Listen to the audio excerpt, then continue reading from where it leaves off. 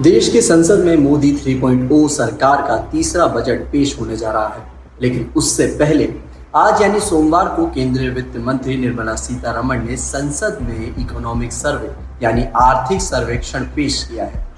इस दौरान उन्होंने कहा कि देश की अर्थव्यवस्था मजबूत स्थिति में है और वित्त वर्ष 2025 के दौरान इसमें 6.5 से 7% की वृद्धि होने की उम्मीद है। लेकिन आम जनता की क्या राय है? इस बजट से आम जनता की क्या उम्मीदें हैं? इसको जानने के लिए न्यूज मोबाइल की टीम रिपोर्ट करने के लिए ग्राउंड पर पहुंची और आम लोगों से उनकी उम्मीदें इस बजट से क्या है और उसके लिए उनसे हमने बात की। तो चलिए आपको दिखाते हैं कि जनता यानी आम जनता इस बजट से या इस सरकार से क्या उम्मीदें लगाए बैठी है। तो आने वाले बजट से मैं चाहूँगा कि सरकार जो है उन चीज़ों पे फोकस करे जो हमारे देश को आगे ले जाने में आने वाले सालों में बहुत ज़रूरी है। जैसे अभी आईटी इंडस्ट्री से मैं बिलोंग करता हूं, तो मैं बता सकता हूं कि जैसे एआई और साइबर सिक्योरिटी जो है दो इम्पॉर्टेंट एस्पेक्ट्स हैं। तो इसमें सरकार को ज़रूरत है कि वो थ्रू आउट आपके स्ट्रेटा में उसे हेल्प करे। जैसे स्टूडेंट को डेवलप करे कि आईटी इंडस्ट्री में एआई एंड साइबर सिक्योरिटी के जो फील्ड्स हैं उसमें क्या कहते हैं वो इन्वॉल्व रहे, उसमें उसकी नॉलेज बढ़े एंड साथ ही साथ इंडस्ट्री में साइबर सिक्योरिटी एंड एआई को कैसे आगे ले जा सकते हैं, तो उसके लिए इंडस्ट्री को भी इंसेंटिवाइज करे।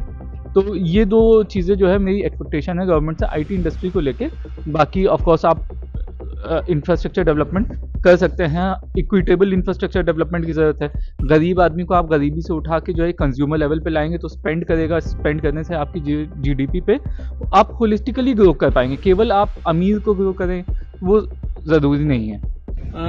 बजट से तो देखिए ये ऐसी उम्मीद है कि बजट दिन ब दिन महंगाई को बढ़ा रहा है। जैसे महंगाई कहाँ पे थी कहाँ आ गई है अपन देखते हैं। जैसे गैस सिलेंडर हो गया, गैस सिलेंडर कहाँ किसी ज़माने में 500 रुपये का आता था और अब वो 1000 रुपये से ऊपर पहुँच चुका है और 1000 रुपये से नीचे आ ही नहीं रहा। उसके बाद पेट्रोल भी अगर अपन देखते हैं तो कहाँ 50-60 रुपये लीटर आता था, वो भी 106-107 रुपये हो गया है। तो यही मैं देखता हूँ कि इस कारण आम जनता को तो बड़ी परेशानियों का सामना करना पड़ता है। बजट जो है हाई क्लास और लोअर क्लास के लिए तो आ जाता है, उनको तो थोड़ी सुविधा हो जाती है, लेकिन मिडिल क्लास के लिए कोई सुविधा नहीं हो पाती। जैसे मैं हूँ, मैं एक मिडिल क्लास फैमिली से आता हूँ, मैं खुद का बिजनेस करता हूँ, मैं एक वेडिंग फोटोग्राफर हूँ।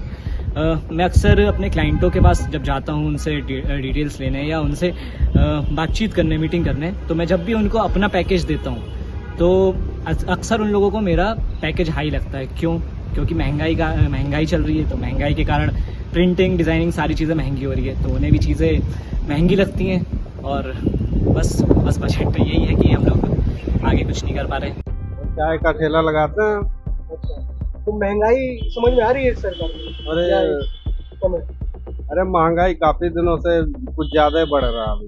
जैसे कि अभी खा रहे हैं, ये पहले 10 रुपए में मिलता था, 25 रुपए में मिल रहा है। महंगाई तो बढ़ ही रहा है। तो गरीब आदमी को जैसे खाना हो थोड़ा सस्ते में मिल जाए और जैसे थोड़ा कुछ चीजें हैं व्यवस्थाएं थोड़ा कम में मिल जाए तो सही है ज़्यादा। देखिए, बजट किसी भी फाइनेंशियल ईयर में गवर्नमेंट के जो खर्चे होते हैं और जो उसकी इनकम होती है उसका एक एस्टिमेटेड डॉक्यूमेंट है। तो बजट से जो उम्मीदें आम आदमी को एक रहती हैं कि टैक्स में छूट, महंगाई और ये जो बेरोज़गारी जो कमर तोड़ इस समय बढ़ी हुई है, तो इस पे कुछ ठोस ऐसा बजट में आए और वो इम्प्लीमेंट हो जिससे कि आम आदमी को कुछ राहत मिले। महंगाई में आप जैसे देख ही रहे हैं, सब्जियों के दाम, दालों के दाम और इस तरीके से जो रोज़मर्रा की चीज़ें हैं आम आदमी की ज़िंदगी में, जो बेसिक जो चीज़ें हैं वो किस तरीके से बढ़ी हुई हैं।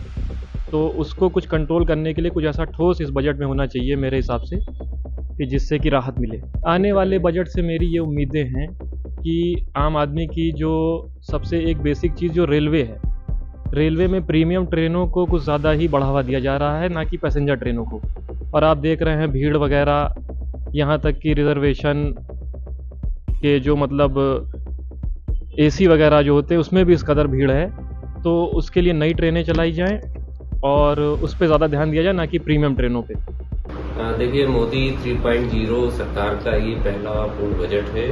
हालांकि सरकार वही है और वित्त मंत्री भी वही है, लेकिन इस बार उम्मीद है कि आने वाले 5 साल के हिसाब से सरकार जो है इस बजट में कुछ नई सोच लेकर आएगी। अब तक तो मोदी सरकार से जो बजट में सबसे ज़्यादा मांग हमेशा मध्यम वर्ग की रही है, वो रही है टैक्सेशन को लेकर।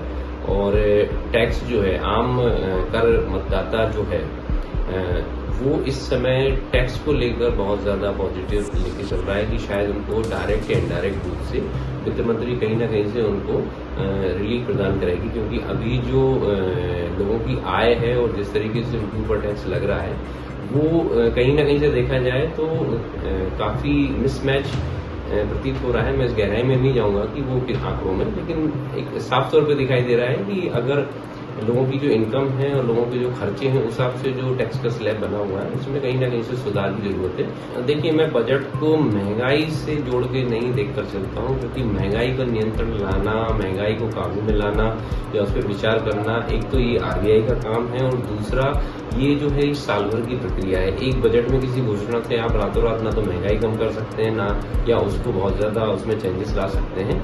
और रहा सवाल महंगाई का, तो ये है कि सरकार को यही डर है कि अगर वो टैक्सेशन के रेट में चेंज करती है तो लोगों के हाथ में ज्यादा पैसा आएगा तो बाजार में एक बार फिर महंगाई बढ़ सकती है। इसी की वजह से सरकार उस जगह पर सोच विचार करती है। लेकिन मैं कहूंगा कि बजट का और महंगाई की दर को लेकर कोई सीधा संबंध नहीं मान सकता मैं कि उससे कोई एक घंटे या 1.5 घंटे के बजट में वो महंगाई को लेकर बात करें। हाँ, ये जरूर है कि विकास को लेकर, डेवलपमेंट को जिसको हम कह सकते हैं, और खर्चों को लेकर, नई योजनाओं को लेकर, उस पर जो है वित्त मंत्रालय का फोकस इस बजट में रहेगा, ऐसी मैं उम्मीद करता हूँ। एज अ स्टूडेंट मुझे मेरी डोमिनेंट सोच है कि एजुकेशन पे बहुत ज़्यादा फोकस करने की ज़रूरत है। मतलब एज अ स्टूडेंट, तैयारी का स्टूडेंट, तो आप मतलब कि क्वालिटी ऑफ एजुकेशन के में इम्प्रूवमेंट को ज़रूरत है। प्लस सबसे ज़्यादा ज़रूरत है कि जो फंड्स आते हैं वो बराबर डिस्ट्रीब्यूट किए जाए कॉलेजेस में, जो कि सरकारें पिछले काफ़ी सालों से देखा जाए तो जो जितनी गवर्नमेंट यूनिवर्सिटीज़ हैं, संस्थान हैं, उनको इंडिपेंडेंट करने की कोशिश कर रही है कि जैसे आप अपना फाइनेंस खुद जुटाएं, आप अपने एलुमनाई से फाइनेंस जुटाएं। मुझे लगता है कि पर्सनली कि गवर्नमेंट को अच्छे से इंस्टीट्यूशन को फाइनेंस करना चाहिए।